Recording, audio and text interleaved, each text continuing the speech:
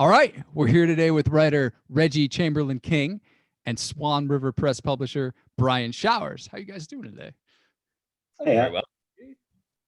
No, nice to be speaking to you, Aug. Yeah, you as well. It's been a long time. it has. Well, we'll not get into that again. We did that off air. We got reacquainted. That was probably me, wasn't it? Ooh, wasn't me. I'm going to close that. I have all my stuff on mute. It's only proper in a situation. Way to plan ahead. Yeah. So we're going to be talking about your new edition of Conall Cearnach. How's that for pronunciation? I think that's all right. One of many legitimate variations. So Conall Cearnach's The Fatal Move. But before we get to it, Brian, you're American. I want to talk to you about what brought you to Dublin and setting up Swan River Press. I wish I had a really good answer for that, but I never do, for as many times as I've been asked it. But I moved here about 20 years ago. And the thing is, like, if you stay here long enough, they can't actually make you leave. So here I am to stay. But no, I don't actually have any sort of spectacular story or anything. It's just a place that I migrated to at one point after finishing university in Wisconsin, in Madison, Wisconsin, and ended up staying. And I've lived here ever since, in the same neighborhood, in fact, in South Dublin. South Dublin. Yeah. And setting up the press was a little bit also sort of something that just kind of happened. It was never intentional. I'd started making these little palm-sized chapbooks that I was giving to friends and family for holidays. So, you know, I'd write like a Halloween story or a Christmas story, and then I would have someone illustrate them, and then I would hand sew them together.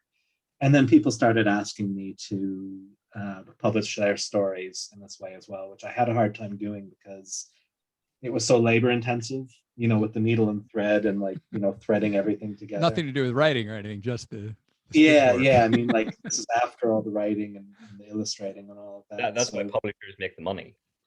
Yeah. And but I did realize that I did want to work with other people in an editorial capacity. So I ended up eventually, after like 7 years of doing chapbooks and booklets, doing a proper hardback book. And from there, it's kind of turned into more hardback books, and a journal called The Green Book that I do that's focused on Irish literature, the occasional festival, that sort of thing. What was the first book you put out? It was called The Old Knowledge, and it was by Rosalie Parker. She's a writer from, I think she's from the south of England, but she and her partner, who's also a writer, live in North Yorkshire now. And it's a collection of strange stories, I suppose, in the vein of Robert Aikman, that sort of thing. So were you into Irish literature back in Wisconsin? Or was it something you discovered? Not knowingly. Okay. Not knowingly. And that's the thing about I think Irish literature as well, is you can be, what I was into was ghosts. I love ghosts and the supernatural. That's what I was into. And I would read any sort of old ghost story. But then when I got here, I realized that some of these things that I'd been reading were Irish. So I wasn't necessarily into Irish stuff. But, you know, I'd been reading Lord Dunsany and Joseph Sheridan Le Fanu and Bram Stoker and Charlotte Riddle, and who else? Anything that would have been in like these early 60s Dover editions, you know, that you get at the public library. But when I got here, I realized too that there were so many different aspects and different facets to supernatural literature by Irish writers. You've got so many different approaches. I mean, you can almost hardly not class them as Irish writers, save for the fact that, you know, they're from, you know, that they're Irish, but that's sometimes the only thing that really unifies them. Yeah. If that makes sense. Yeah. Yeah, I mean, like the writing of Lord Dunsany would be nothing like the writings of Bram Stoker or Dracula, or, you know, a Gothic potboiler. Or, you know, even like the writings of Conall Cearnach, which we're talking about today. I mean, there's all sorts of different things that you can find in people that were writing in different modes, fantastic modes, and approaches. So yeah. So I find that it's not really a niche kind of interest either. It's something that you can sit and explore for a very long time and keep finding all sorts of different curious novels and stories and books, which is exactly what the Fatal Move is, I think. And Reggie, you've always had a predilection for the weird. I mean, you tend to seem to like that word, like, weird Belfast. Yeah, Years well, back. that's certainly where my a word that has cropped up in my publishing history quite frequently. But yeah, no, like Brian, I always had a predilection for ghost stories and monster movies and the anomalous and anything that just sort of sat out of naturalism. So and that's how I met Brian in the first place. My Yeah. wife and I had been running Wireless Mystery Theatre in out of Belfast, which is a sort of live radio play theatre company, and we were both as horror fans were especially interested in presenting or adapting ghost stories and horror stories and the like, and we really wanted to present more Irish stories. So through a mutual friend, Dr. Bernice Murphy, at Trinity College. Yeah. Yeah, Trinity College Dublin. Who gave you my number anyway? Yeah, that's Bernice. Yeah, if there's one woman that you can trust. So yeah, so Bernice put us in touch with Brian, and that's how we started discussing Irish supernatural and fantastical writing with you. Yeah. And out of the conversations that we had, I think I took more seriously trying to find especially stories that are books that came from the north of Ireland, because it's, while Irish literature itself is sort of marginal enough within the English language tradition, the writing of Northern Ireland or of Ulster is marginal again. So yeah, And you've come up with quite a bit too.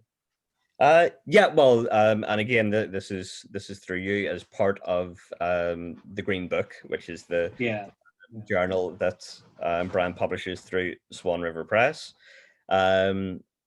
You have started working towards an encyclopedia of Irish. Yeah, a guide, we're calling it, because that way no one can say there are facts missing. Yeah. And I think in that process, I've probably contributed a lot towards the writing of the country north. You've contributed, I'd say, more entries than anyone else who's been contributing so far. And I would say that by the end of the project, you will have contributed the lion's share of the entries. But it's largely, I mean, you were sent to me by Bernice for a list of names of obscure Irish writers, and yet it's largely down to the entries that you've been writing for me now for the Green Book that have sent me off scrambling, looking for things and investigating and exploring things that I hadn't read. I knew of and hadn't read because I just hadn't, but what you'd written excited me about it. Yeah. Or stuff that I'd never heard of before at all that sounded really interesting. Oh, I've got to have a look at this. So you've sent me then back down these paths to find things, and it's a real pleasure. Yeah. To have that feeling that you want to go out and find new stuff. Yeah, well, and that's sort of the sort of spur for me, I think, as well, is knowing that there are other people who are, even sort of casually interested in what sort of 19th century Ulster ghost stories there might be. I know that it isn't just me sort of uncovering some dusty book that'll go in my bookcase and stay there, that there's a conversation to be had. Yeah. Are you guys aware of the Trouser Press record guide? I know what Trouser Press is. Yeah, there was the Trouser Press magazine, and then they put out 6 editions, but there was the 4th edition of the Trouser Press record guide, which pre-internet was like my Bible of like, you'd be reading it like you're talking about, and you were just the only way to hear about certain things, like certain bands and acts, and like I treasure that thing so much. I found it the other day again, and it's just like stuff like that is so great to have. That is a that's how that's how I discovered all the music that's I had as a teenager. I didn't have any older siblings or anything like that, so I would go into town. I would go into Waterstone's bookshop, and I would take down the records reference books that they had, and I would work my way through, and I would just buy 4-star albums. I love stuff like that too. That's basically what the guide is that we're working on. Yeah, that sort of reference book where people can read it and learn something and get really excited and go off and try and find it, and let you know that there are extant connections between things. Scrabbling around, there is a constellation of material there, and you're following it for an informed reason, or there's it's not just guesswork and instinct.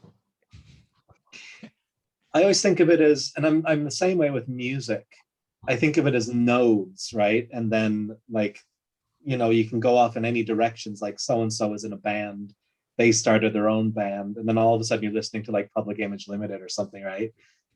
And you just go on from there.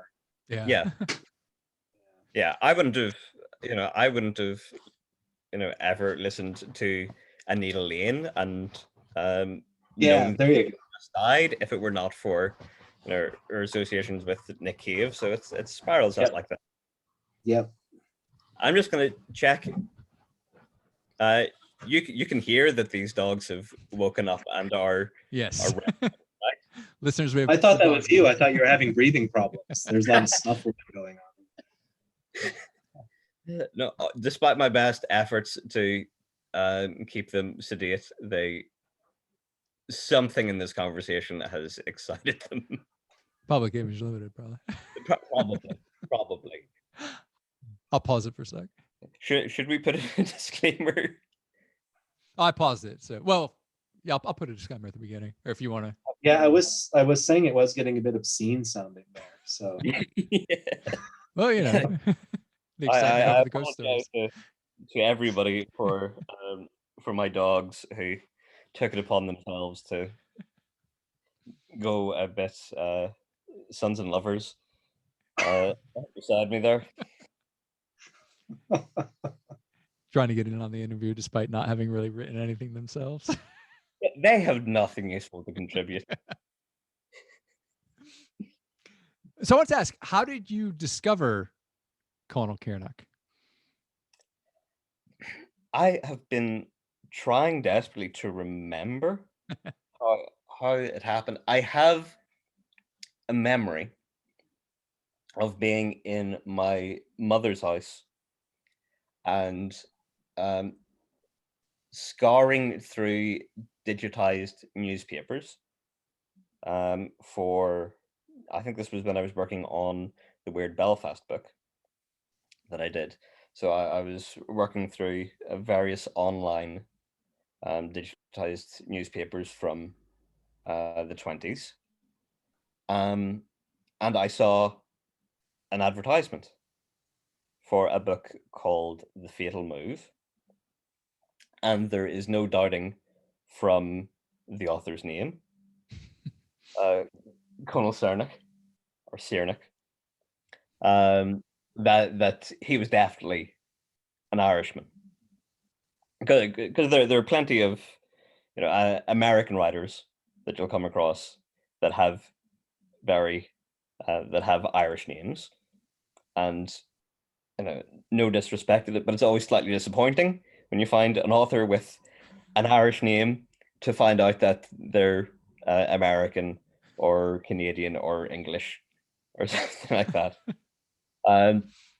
Just because there is a thrill in finding an Irish writer. There's a, and then that, for me, that steps up again if they're from the north of Ireland or if they're from Belfast. There's something just That's the sweet spot. Yeah, it is. It's thrilling to know that there was someone walking down the same streets as you. Yeah, Mm. yeah. I but really like that sense. yeah, so I saw the name and thought, well, that has to be worth investigating.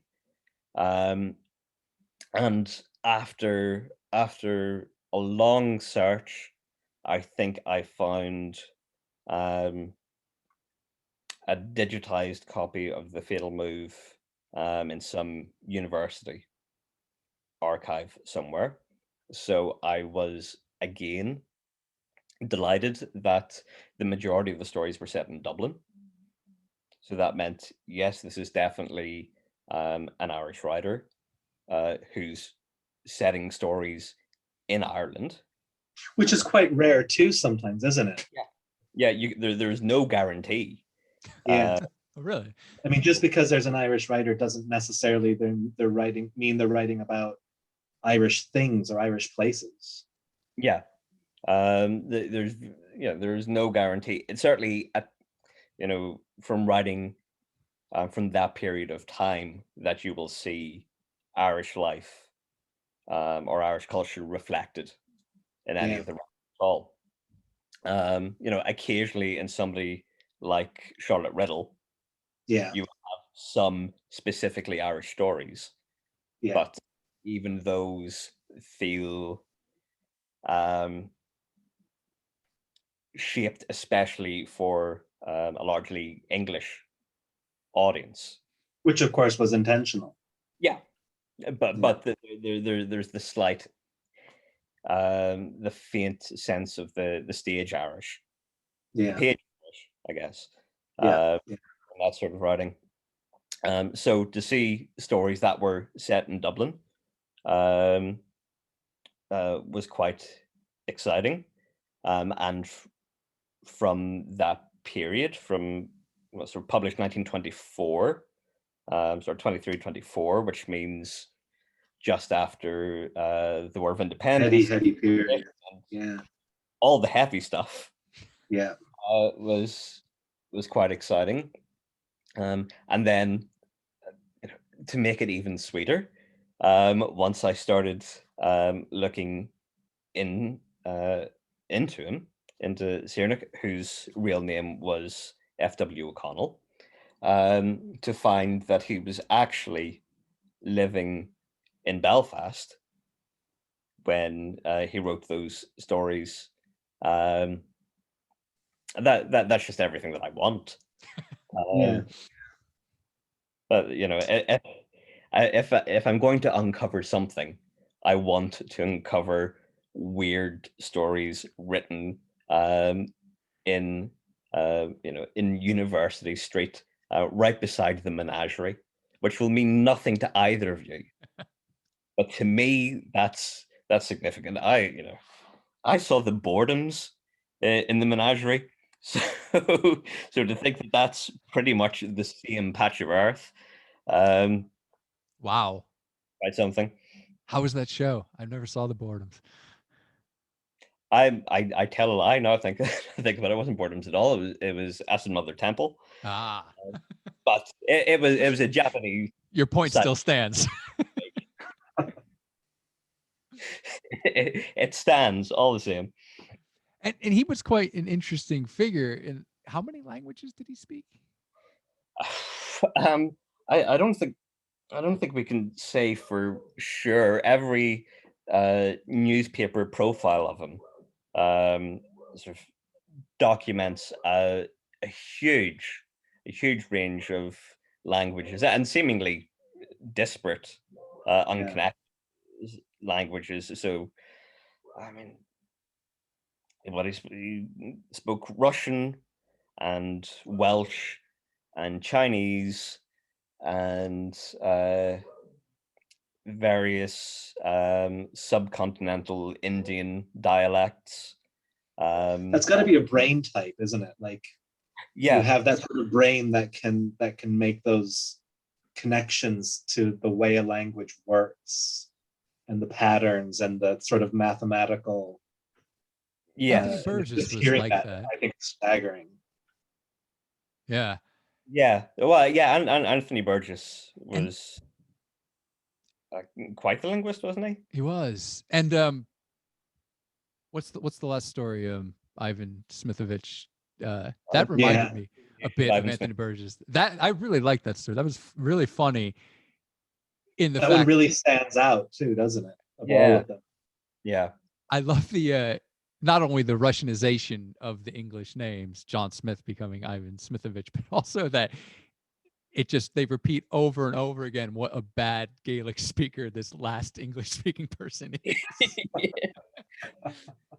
Well, it's the thrill of the sort of a form of Irish exceptionalism, or the thrill. Irish exceptionalism, I think, is distinct from British or American exceptionalism, in that the only group that the Irish want to be accepted from is the English.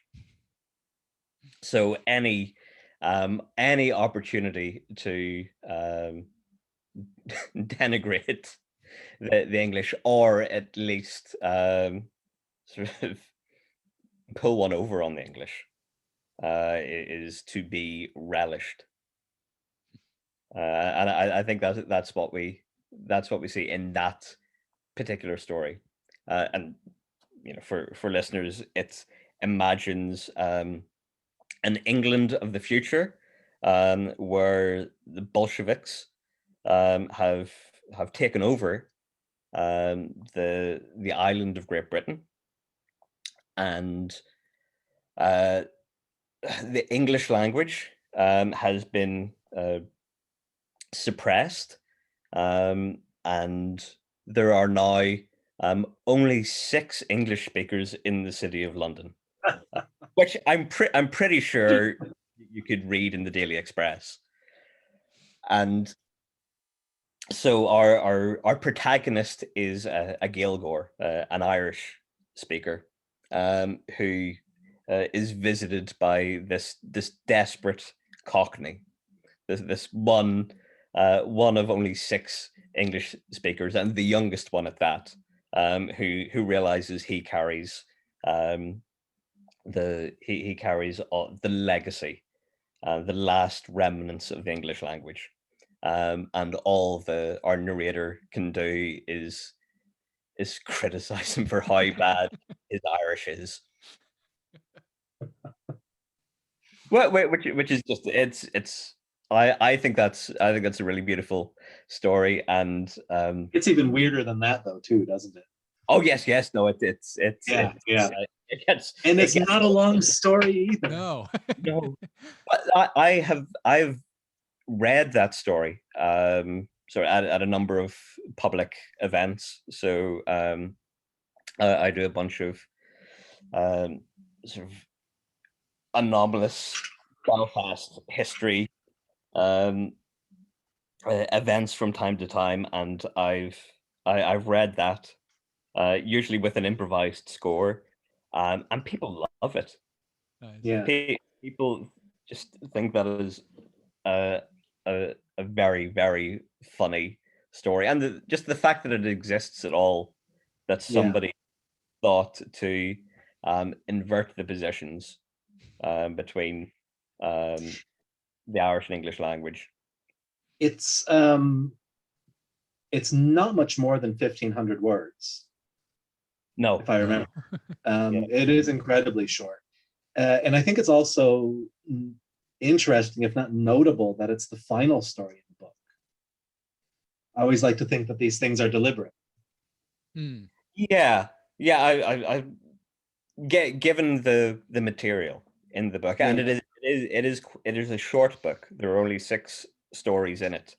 I've got a copy here. In fact, this is the first edition. Oh, it's in Mylar, so hopefully it shows up.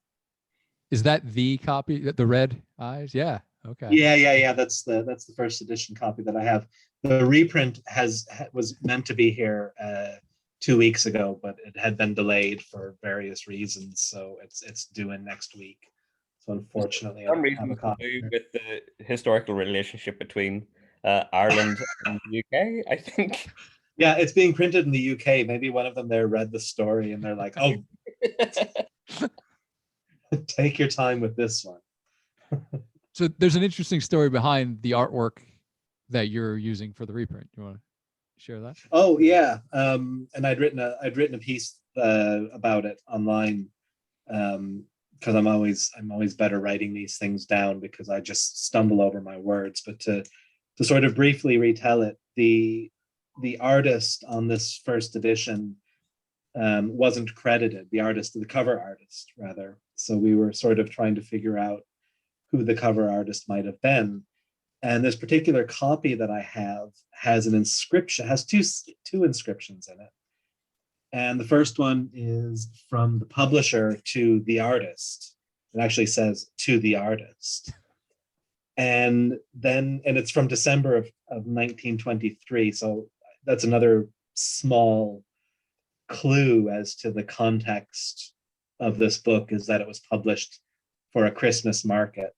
So a lot of books that say that they're published in 1924 will actually have come out a month earlier, so as to capitalize on the Christmas market. So clearly this one was published, or at least available, in December. So it's actually dated 1923. And then the second inscription is from the artist, whose name here is given as Tom Grogan, to someone. And it just says "from Tom Grogan," as a what word is that? That's the one that I always have the hardest time making. As a specimen, that's what it is. As a specimen of his productions. So he's claiming ownership as himself being the artist, which I thought was great. This is a little piece of information that would have been completely lost had it not been for this particular copy. And what you had mentioned there earlier about the eyes is that this copy here, for all those people listening at home, you can see that it's but the eyes are sort of filled in with red.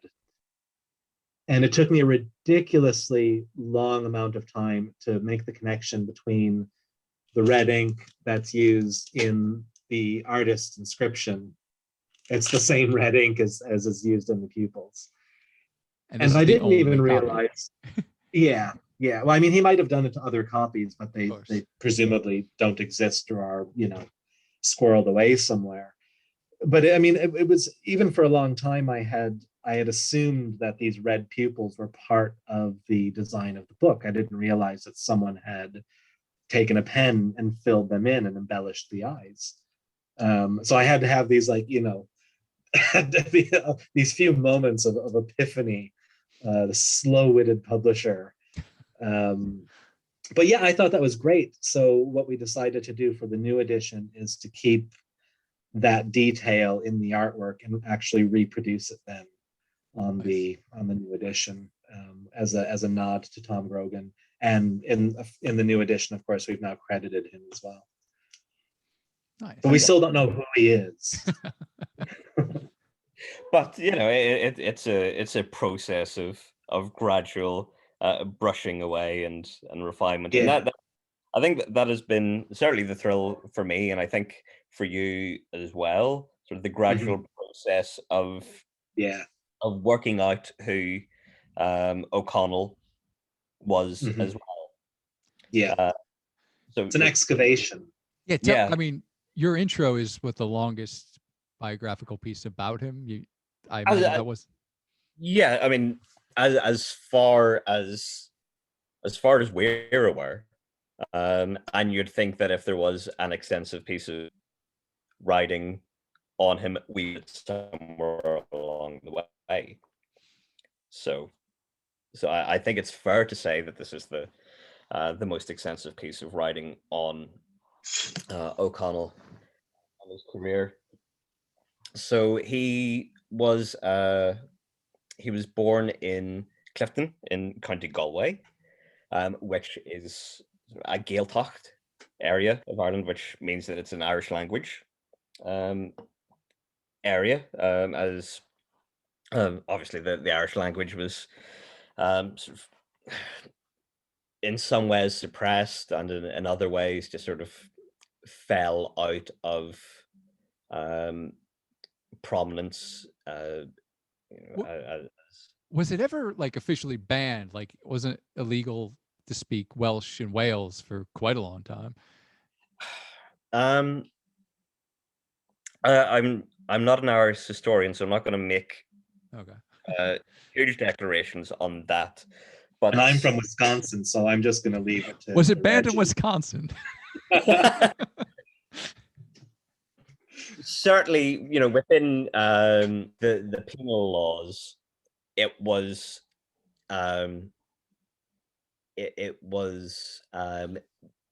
made obsolete, and it would be disadvantageous to speak Irish solely.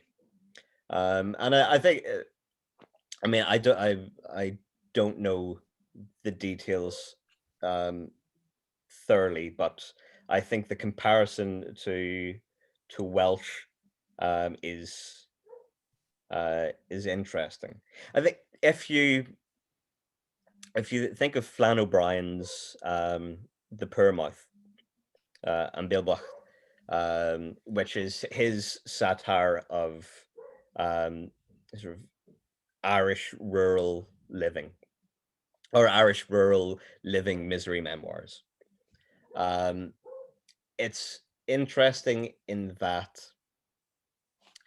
you have this character. Well, all of the Irish characters, because the Irish names are completely unpronounceable. All of the men are simply in legal proceedings are called James O'Donnell, which is essentially John Doe. Okay.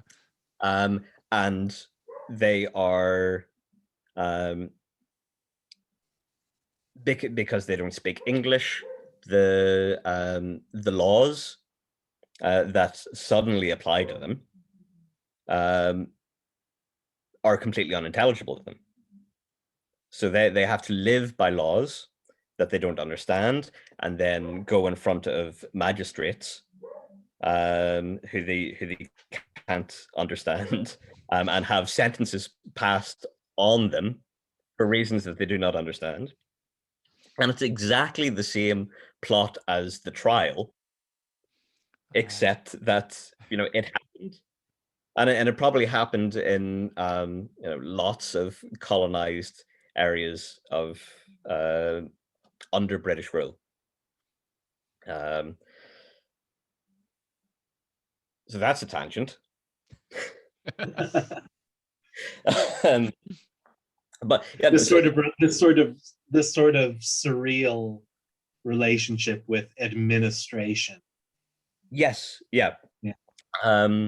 That and I think you see it a lot now in the sort of resurgence of the Irish language that recognizes that there is definitely a psychic scar left in Ireland from being disassociated from the language, that there was a way of living on the island of Ireland, of engaging with that environment, that existed through the language, that allowed one to coexist with the environment, or at least the language foregrounded the particular environment of Ireland, and that the Irish people, being deprived of that connection, find themselves sort of disconnected from the place in which they live.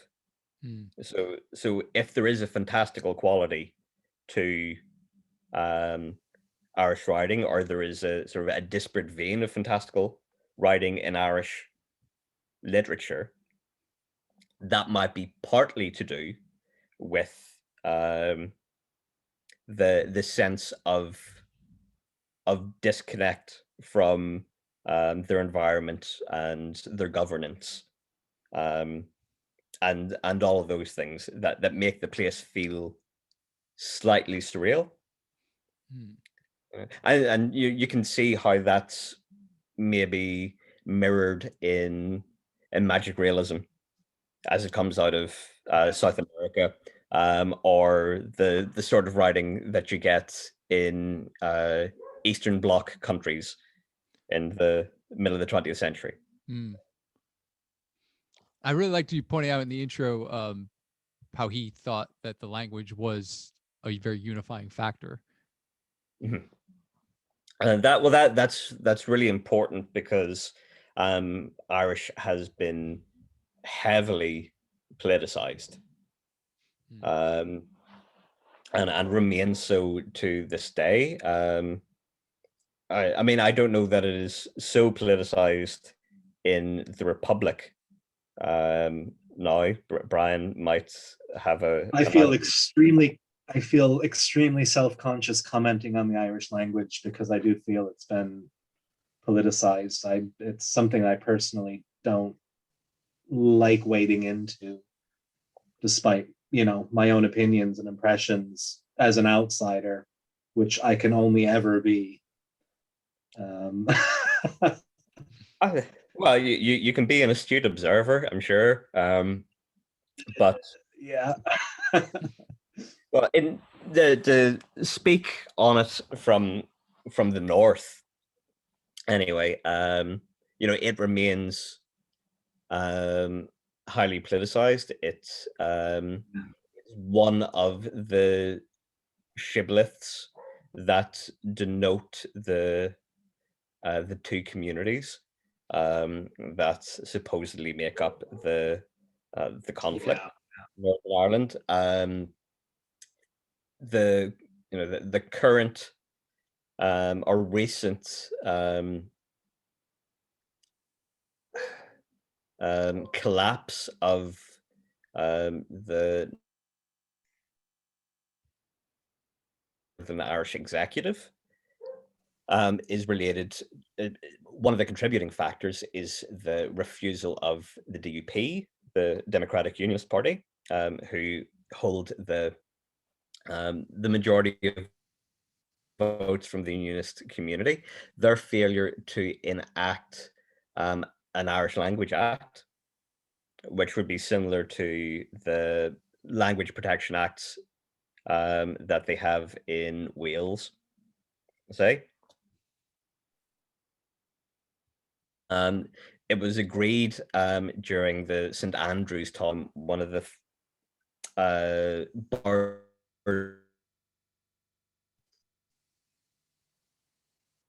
Froze. Yeah, it's freezing for you there too. resisted that throughout, which led to the collapse of the Northern Irish Assembly. Now there are other factors as well, but it just goes to show how it continues to be a bone of contention amongst the different political factions in the North. And that's why I find Cearnach so interesting, because he was an Anglican priest, so he was a Protestant minister. So by the expectations of that time in Ireland, he would have been expected to have unionist sympathies, which he didn't. He would also have been expected to reject the Irish language, which, oh, here's a dog again. Hello.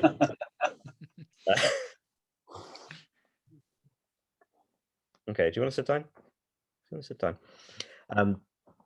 But he purposefully spoke of the Irish language as a unifying cultural historical legacy that all of the people on the island of Ireland share. So he refused to let it be used as a political shibboleth, that rather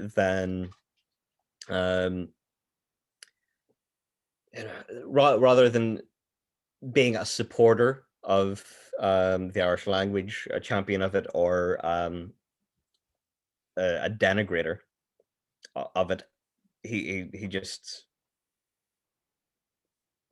it was a thing that existed and was actually a way for everybody on the island of Ireland, regardless of political persuasion or of religious background, to experience Irishness, to be he spoke of it as being like a sort of telephone that you spoke Irish in. Sorry, I'm going to put him downstairs again. Oh, you know, he can wait until we're done. Okay. Cearnach, I'll try a different pronunciation. Let's just go along with you. Claim that Irish is the master key to all linguistics. Yes, he did. I mean, like, with most of his, because he was a prolific essayist, and in fact, most of his writing is either these sort of short squib essays, or Irish grammar writing. This work of fiction is sort of an anomaly in his output, but all of his essays are, I would say, are are tongue in cheek to a greater or lesser extent. So, if I could just interrupt for a second, I would be willing to put money that those essays were written as radio broadcasts.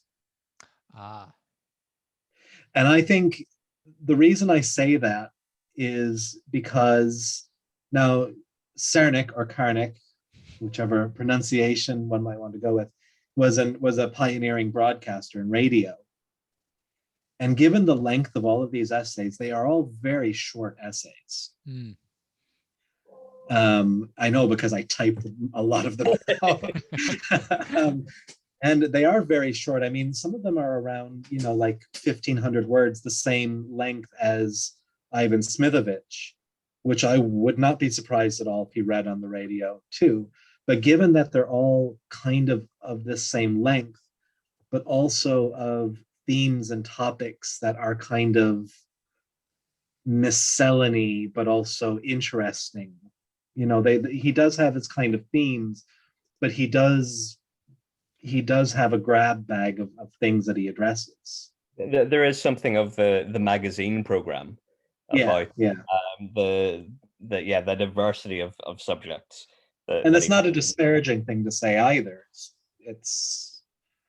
I just think that's the context of when I was reading them. That's what felt like to me. Yeah, and you could make exactly the same accusation against the collections of Chesterton essays or Belloc or anybody like that, and those would have been essays coming from weekly magazines. Yeah.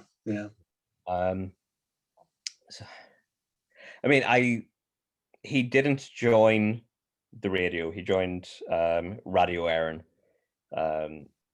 in about 1925, 26, and his first collection of essays was in 1915. Well, there's that theory. So I don't. You're right, certainly that it may, and I could see how if the essays did predate his work in radio, he would have reused the material because they're well suited to the medium. And he has a very sort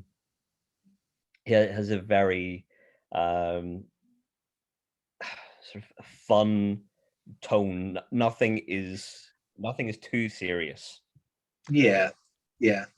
Like the essay about the Irish discovering America didn't seem serious at all. You say that, but when I was growing up, it was taken for granted that America had been discovered not by Cuchulainn, as Cearnach writes about, but by St. Brendan. Yeah. That is accepted that St. Brendan the Navigator, whose famous Imara story takes him out to the Blessed Isle. He arrived in North America before Leif Erikson, and he came back, and that was that. It was just, there was no there was no sense that was a fairy tale. That was just maritime history. Were there any rumors? He also camped for a night on the back of a whale too, didn't he? Well, you can't go from the west coast to the east coast of the States in one go. You're gonna have to take a hit. Yeah.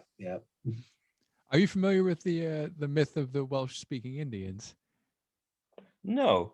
That Prince Madog of Wales went, I think, 1170, went to America, and there was a myth that there somewhere in, I think, the Southwest, there was a tribe of Welsh-speaking Indians. Thomas Pynchon mentions it in his, I think it makes an addiction, and then Griff Rhys in his American Interior. Was talking about his ancestor who helped map out the West, brings this up again. It's a fascinating thing. Is there anything like that with besides just going to America? Or did he settle any tribes or anything? Well, you see, St. Brendan went out there with 16 monks, so they weren't going to settle and populate. Yes. They weren't for that. I mean, there's certainly sort of interesting sort of geographical anomalies, like the island of Montserrat, were in the Caribbean, I think, where the entire population has Irish accents.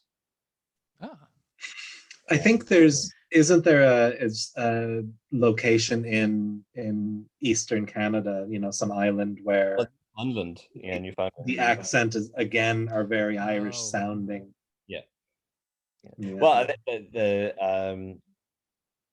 the inhabitants of Montserrat, I would probably, like a lot of people in the Caribbean, would be from descended from enslaved peoples. So they're a largely black population there with Irish accents, which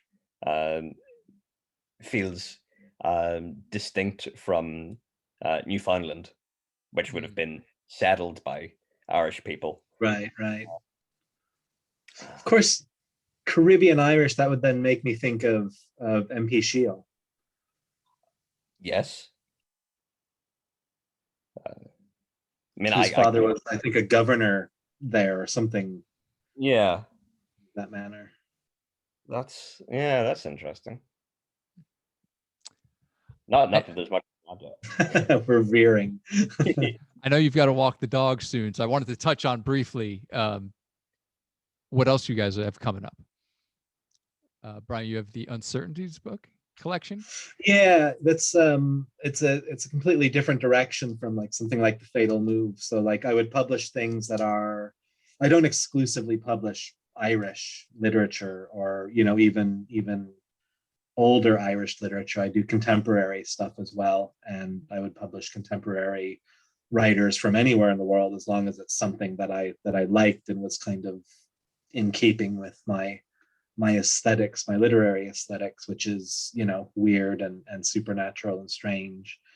So yeah, being published alongside The Fatal Move is the 5th volume of Uncertainties, which is an anthology series of contemporary writings in the vein of, well, any sort of approach to literature that would fall under the remit of the outre, weird, uncanny, cosmic, ghost stories, anything like that. And the point of the anthology is, which is, again, it's now in its 5th volume, is to be a showcase for the range that this type of literature can be and what it can show. Because in your intro, you pointed out that lots of people have a very, very narrow definition of the word horror. Yeah, I mean, some people can, or they have a wider definition, but they don't realize they have a wider definition. They'll agree that something is of, within the realms of weird literature, but say, well, that's different. It's not quite. Well, I don't think it's necessarily different. I mean, you can. I mean, the thing about ghost stories, in the broadest sense of the term, and supernatural literature, is that throughout history, or the history of literature, you would have had writers who would veer off into this genre. So Charles Dickens would do it. Charlotte Riddle, who we mentioned earlier, who is now known primarily for her ghost stories, wasn't at the time a ghost story writer as we would refer to her now. She was writing society novels, I guess you would call them, just regular novels of the day. And that was her primary output. It's just that every Christmas time she would write a few ghost stories. And if you do this enough over the years, then you've got a fairly substantial body of work in the supernatural. And I think a lot of writers would sort of veer into this anyways. It probably wasn't even until, I'm really generalizing here, but I'd say it probably wasn't even until the early 20th century that people really started specializing in genre writing. I'd say for the most part, people would kind of, write whatever they felt like writing.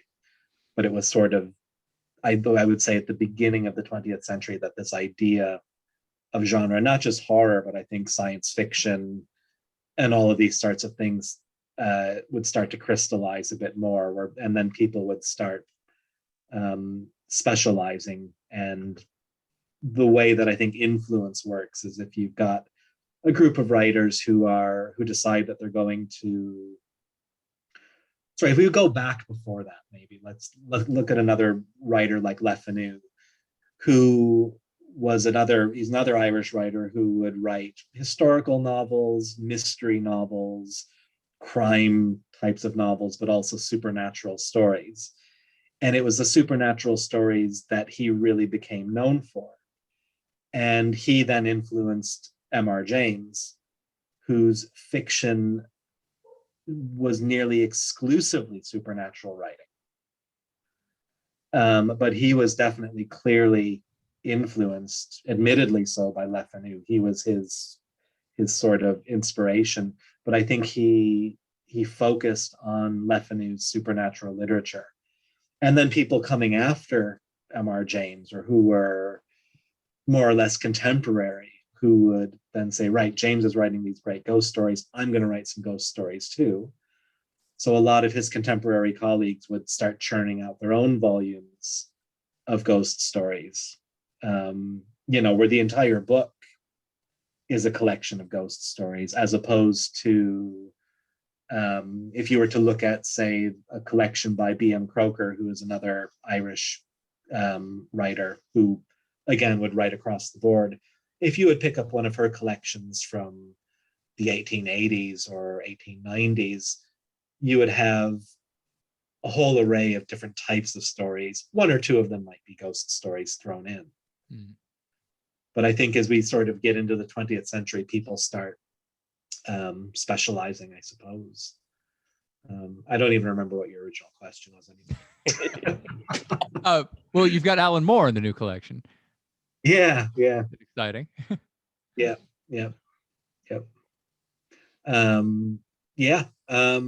Ramsey Campbell we've got a few Irish writers, because I always try to, where I can, approach Irish writers. I don't know, Reggie, have you found, maybe it's just me,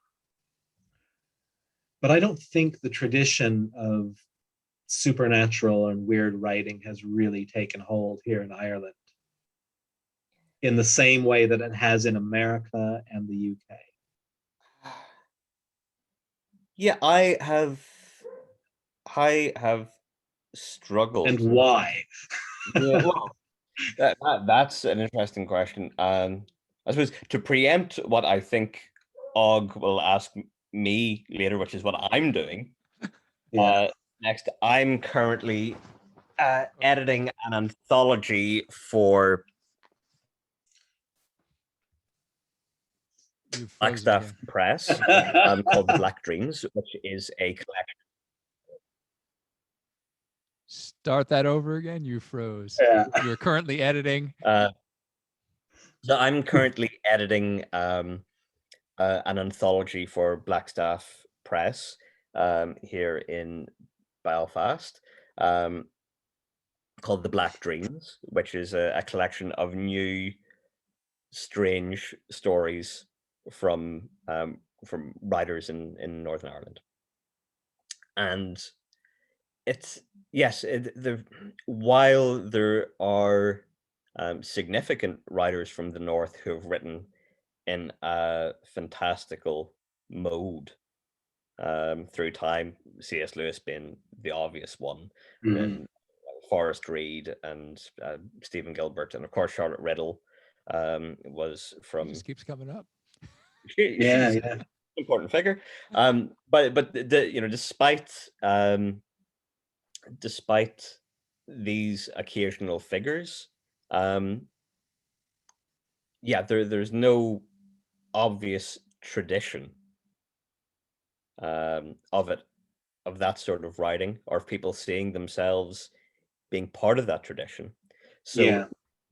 trying to put together this contemporary collection, there was certainly no there was no point or use in me trying to find ghost story writers from Northern Ireland and asking them specifically. So I have approached a wide range of Northern Irish writers, and trying to find the terms in which to discuss the type of story that I'm looking for this collection, which is the type of writing that we're interested in, Brian, is really quite difficult. Yeah. In recent time, something like Milkman by Anne Burns, which is by no means a piece of fantastical fiction, but is certainly a surreal work. And say the writings of Jan Carson, which is frequently discussed as magic realism. Yeah. That has sort of come up as a way, I think, of handling sort of post-Troubles trauma. And I think it is discussed quite specifically in terms of magic realism, as opposed to fantasy or horror writing, because magic realism legitimizes it in a way, in a way that other terms don't. So I'm using this collection to try and explore the sort of post-conflict trauma while owning it as strange stories or weird fiction or whatever it is. The subtitle. I know what you mean. I know what you mean, because it's a really difficult one. And I found that when I was approaching Irish writers, that I had to sort of, how to put this? You want to give them a chance to see if they can write within the genre of what you're kind of looking for. And we're not talking about necessarily very constrained definitions, but within the realm of what you're looking for. And for example, in Uncertainties 5, I've got a story by Ramsey Campbell. Now, Ramsey Campbell has been writing horror and supernatural and ghost stories since the 1960s. And that's what he specializes in. And he's good at it, and he's known for it. So when you go to Ramsey Campbell and you ask for a contribution, he knows what you're talking about. He knows the tradition and he knows the context. And you kind of know then what you're going to get. But if you go to an Irish, I found that the Irish writers I was approaching, not all of them, but for the most part, you would go to someone and they would kind of have an idea, but not necessarily be familiar with the fullness of contemporary weird literature, I guess. Most of them would understand the idea of what a ghost story is, but their idea of a ghost story might well connect to it would be caught in Victorian times. And that's exactly what I wouldn't necessarily want. I would assume you're probably the same, is we don't want people to write pastiches of Victorian ghost stories. We're looking for contemporary literature in this mode. And I found that it was much harder to find people in Ireland writing in this mode innately who kind of have who are native to the mode. I found it was much easier finding people like that in the UK and America, where maybe not coincidentally, the small press, I think, is much more active. Or the small press serves weird literature much better in the UK and in the United States and Canada than it does here in Ireland. And I think for the most part, Swan River Press, again, while other publishers would occasionally wade in with something or something adjacent, I think Swan River Press is the only Irish publishing house that specializes in this type of literature. But also within the context of this type of literature. I mean, and I don't necessarily know why that is, why we don't have more writers here that are like that. I mean, there are a handful, but it just doesn't feel as if we have as developed a scene. Maybe it has to do with the size of the country. Maybe it has to do with the dominance of other types of literatures. I think, the size of the country is definitely a contributing factor. So the limited market for short stories, which is obviously an important mode in this sort of writing, is very limited, and it'd be hard to imagine that like a genre specific magazine could be sustained. Exactly. Yeah. I mean, what I found approaching writers for the Black Dreams is that the term ghost story was definitely very limiting to writers who were not immersed in it, and and they would come back to me and say, well, I can't think of a ghost story. Whereas if I approached them with a list of authors that I felt represented the sort of thing that I was after, they'd get very excited. What sort of authors would be on this list? Shirley Jackson. It was quite a diverse range that I included. I think Aikman, Shirley Jackson, Bruno Schultz, and Gustav Mehring. Speaking of the Eastern Bloc, right? And they really got that and locked into that and producing stuff. Yeah, that's interesting. Excellent, chaps. We do have a ton of. What? Sorry, I'm gonna have to wind this up. I got to get going in a couple minutes. We'll have to. That's all right. We will. You head off, and we'll keep on. Go do what you need to do. We'll have to discuss Van Halen next time. I was just going to say that what Ireland does have a lot of it's fantasy writing.